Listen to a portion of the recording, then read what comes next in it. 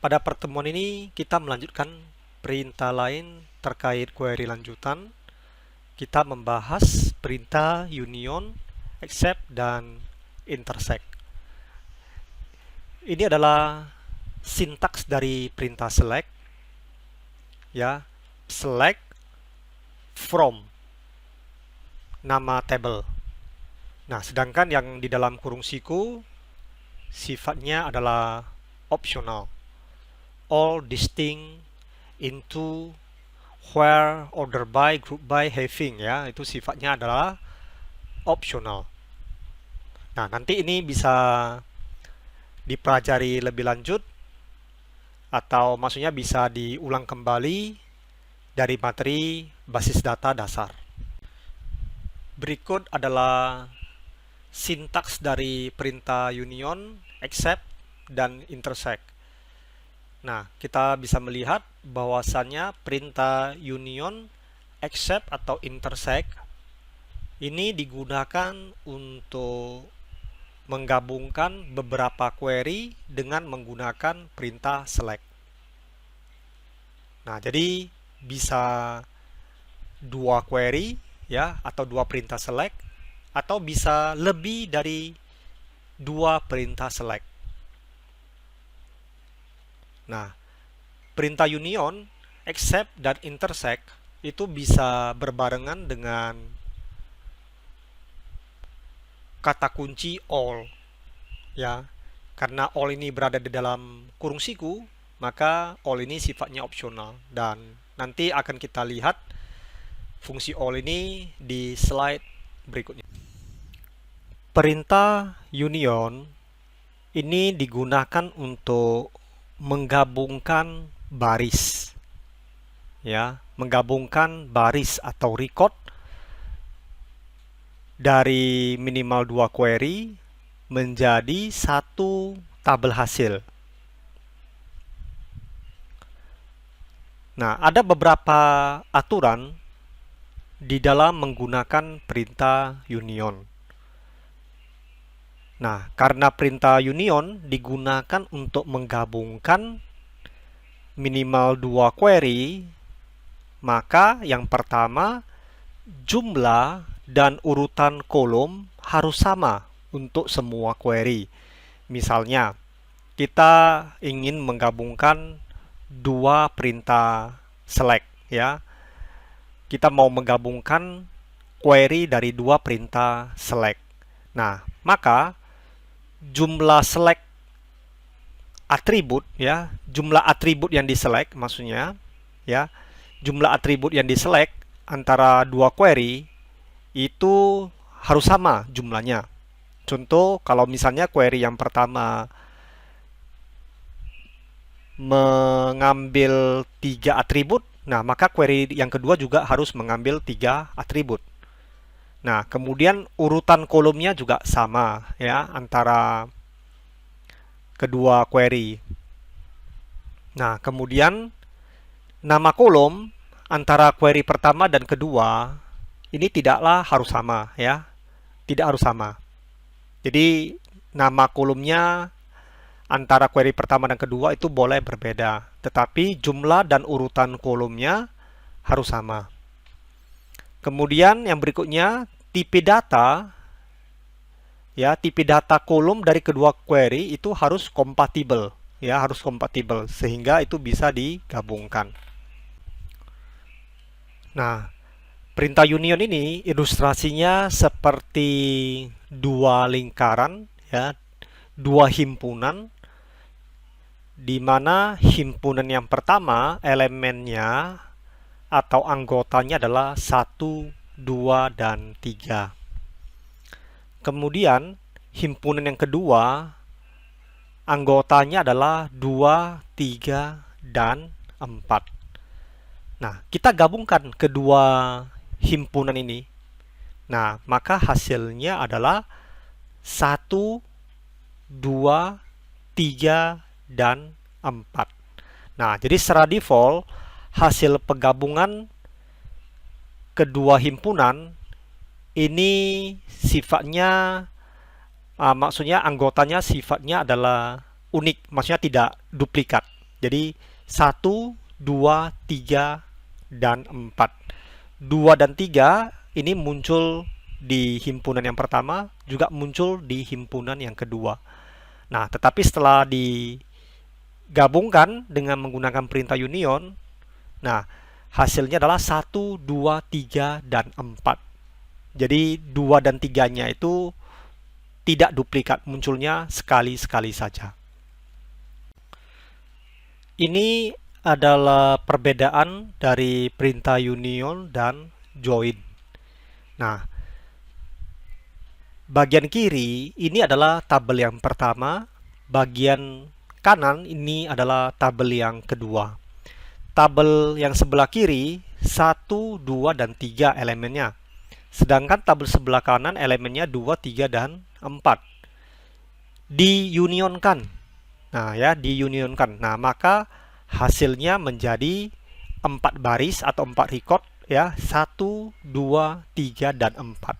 Nah, di sini kita bisa melihat 2 dan 3 ini munculnya ada di tabel kiri, munculnya juga di tabel kanan. Tetapi setelah di union ini sifatnya unik, ya, 1, 2, 3, dan 4. Jadi 2 dan 3 ini tidak duplikat. Nah, perlu diketahui di sini union ini menggabungkan record secara vertikal, ya, secara vertikal. Ya, jadi dia menggabung baris seperti ini. Nah, sedangkan join di sini sampelnya adalah inner join. Sifatnya adalah menggabungkan kolom. Jadi misalnya kita menggabungkan kedua kolom, ya, dari masing-masing apa, ya, dari masing-masing tabel, ya, tabel sebelah kiri dan tabel sebelah kanan, kita inner join, ya, berdasarkan persamaan nilai pada field ID. Nah, maka hasilnya adalah dua kolom ID dari tabel sebelah kiri dan ID dari tabel sebelah kanan. Nah, karena ini menggunakan inner join, maka akan dicari elemen atau anggota yang sama, yaitu 2 dan 3. Nah, hasilnya seperti ini. Nah, jadi perintah join, ya, itu hasilnya adalah untuk menambah kolom, ya, atau menambah hasil secara horizontal. Berikut contoh dari perintah union. Tabel sebelah kiri adalah tabel employees dan tabel sebelah kanan adalah tabel department. Nah, di sini ada dua query, ya, diunionkan. Query yang pertama adalah kita mengambil field employee number dan last name dari tabel employees dengan filter record berdasarkan last name yang dimulai dengan huruf J. Nah, tentu saja kita lihat di sini yang dimulai dengan huruf J adalah Jagger dan Jones. Nah, sehingga hasil query yang pertama adalah 2 buah record, ya, dengan field employee number dan last name. Nah, kemudian query yang kedua sama-sama mengambil 2 field atau 2 atribut, ya, yaitu department number dan department name dari tabel department dengan filter record berdasarkan department name yang diakhiri dengan huruf E. Nah, tentu saja di sini yang diakhiri dengan huruf E adalah administratif. Nah, sehingga hasil query yang kedua menghasilkan 1 buah record dengan 2 field, yaitu department number dan department name. Nah, kemudian hasil kedua query ini diunionkan. Nah, sifat union adalah menggabung baris secara vertikal, sehingga hasilnya adalah 3 buah record. Nah, di sini saya tekankan sekali lagi bahwasannya union ini berfungsi jika jumlah field atau atribut dari kedua query adalah sama. Di sini contohnya sama-sama 2. Nama field boleh berbeda. Yang penting datanya ini kompatibel untuk diunionkan. Nah, hasil union ini menghasilkan nama field sesuai dengan query yang pertama. Jadi query yang pertama tadi kita mengambil nama field employee number dan last name. Nah, maka nama field yang pertama employee number, nama field yang kedua adalah last name. Jadi dia bukan mengambil nama field dari query yang kedua. Nah, saya jalankan query yang pertama di DBMS SQL Server ya. Ini menghasilkan dua buah record yaitu Jagger dan Jones. Nah, kemudian saya jalankan query yang kedua. Ini menghasilkan satu buah record yaitu administratif. Kemudian saya jalankan secara keseluruhan.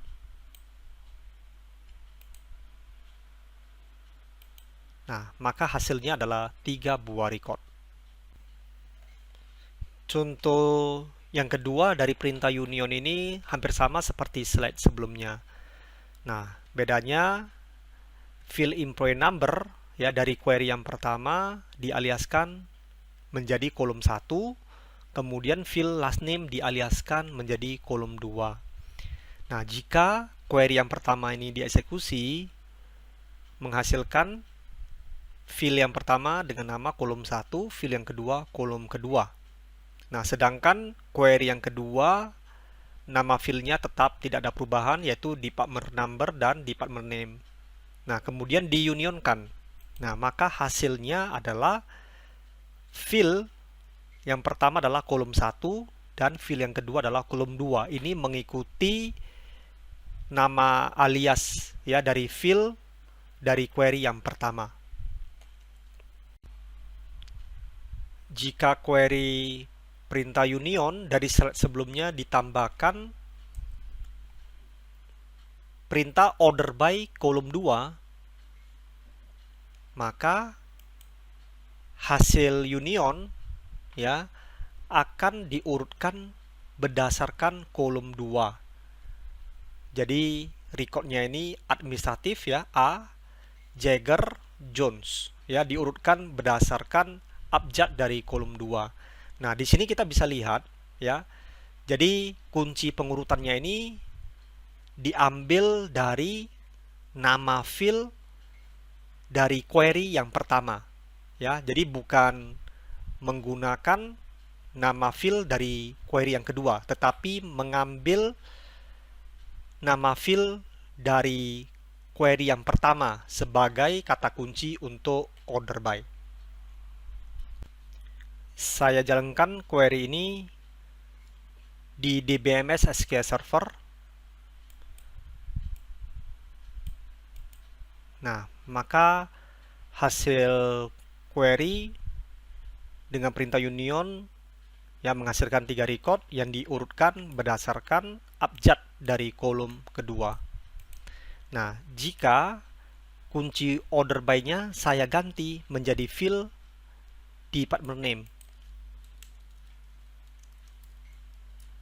Nah, di sini dia tidak menemukan field department name ketika order by, sehingga terjadi error. Nah, tetapi kalau saya bikin order by kolom kedua, dia tampil. Nah, contoh berikutnya dari perintah union menggunakan satu tabel yaitu employees. Query yang pertama mengambil field employee number dan last name dengan filter record last name yang dimulai dengan huruf J. Nah, tentu saja record last name yang dimulai dengan huruf J adalah Jagger dan Jones. Ada 2 buah record. Nah, kemudian query yang kedua filter recordnya berdasarkan last name yang diakhiri dengan huruf S. Nah, last name yang diakhiri dengan huruf S adalah Richards, Words, dan Jones. Ada 3 buah record. Kemudian hasil kedua query ini digabungkan, union. Ya, digabungkan. Kemudian diurutkan berdasarkan employee number.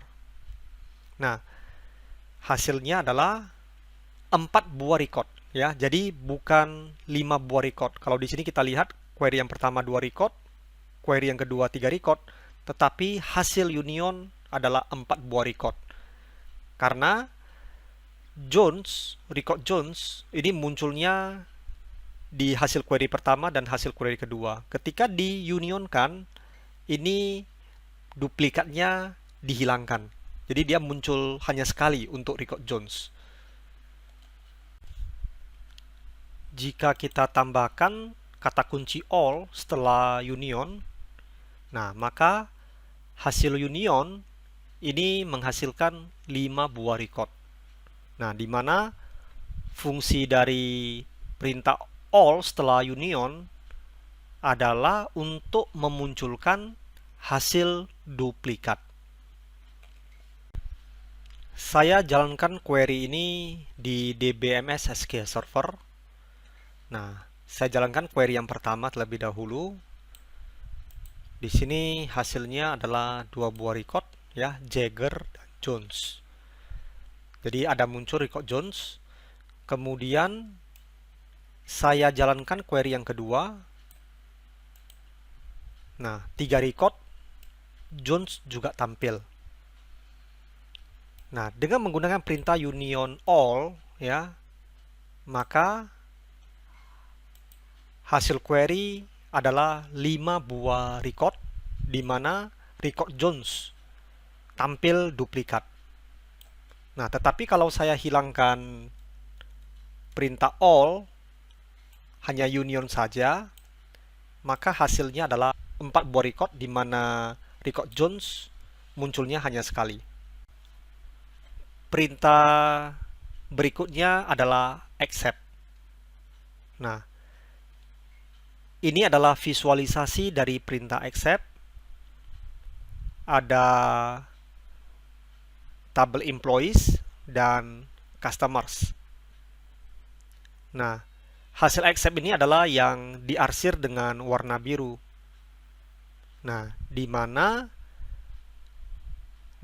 hasil query yang pertama, employees, dikurangi dengan hasil yang sama jika ditemukan di tabel customers. Jadi hasil irisan ini tidak termasuk sebagai hasil accept. Nah, jadi perintah accept digunakan untuk mengambil hasil query pertama dikurangi dengan hasil yang sama jika ditemukan di query yang kedua. Aturan accept ya sama seperti union. Yang pertama, jumlah dan urutan kolom harus sama untuk semua query. Nama kolom antara query pertama dan kedua tidaklah harus sama. Kemudian tipe data kolom dari kedua query harus kompatibel. Berikut adalah contoh dari perintah accept. Di sini ada 2 tabel, employees dan customers.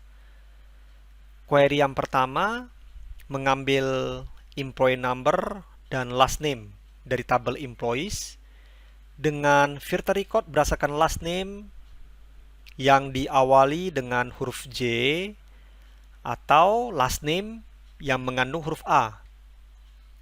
Nah, last name yang dimulai dengan huruf J adalah Jagger, Jones. Last name yang mengandung huruf A, Jagger juga termasuk, ada A-nya. Richards juga termasuk. Wood tidak termasuk. Watts termasuk. Wyman termasuk.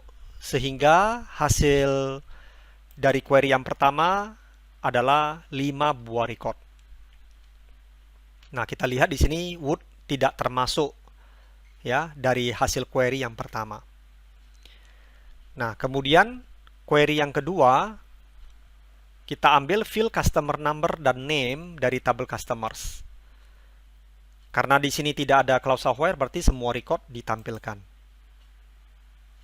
Nah, kita lihat di sini antara query yang pertama dan query kedua yang sama itu adalah 002 Richards. 006 Wood ini tidak sama dengan query yang pertama, karena query pertama 006 ini adalah Jones, sedangkan ini 006 adalah Wood. Ini tidak sama. 007 Jones di tabel customers ini berbeda dengan Jones yang ada di query pertama, karena Jones ini employee number-nya adalah 006 di sini. Nah, kemudian fungsi perintah accept adalah mengambil hasil query 1 dikurangi dengan hasil yang sama ditemukan di query kedua. Nah, jadi hasil dari perintah accept adalah 4 buah record, di mana record 002 recharge dibuang ya dari query yang pertama. Nah, inilah ilustrasi dari perintah accept ya, di mana gambar yang berarsir warna biru itulah adalah hasil accept. Berikut hasil eksekusi accept di DBMS SQL Server.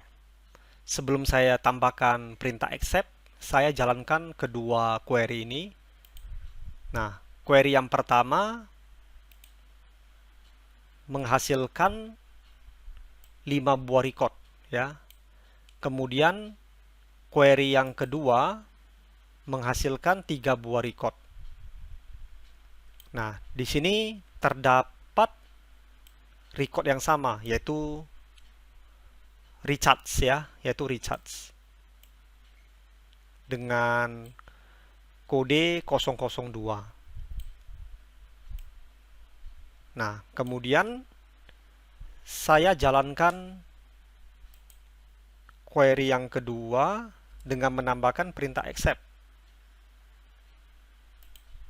Nah, hasilnya adalah 4 buah record, di mana employee number dengan kode 002 recharge dihapus dari hasil query karena ditemukan di query yang kedua.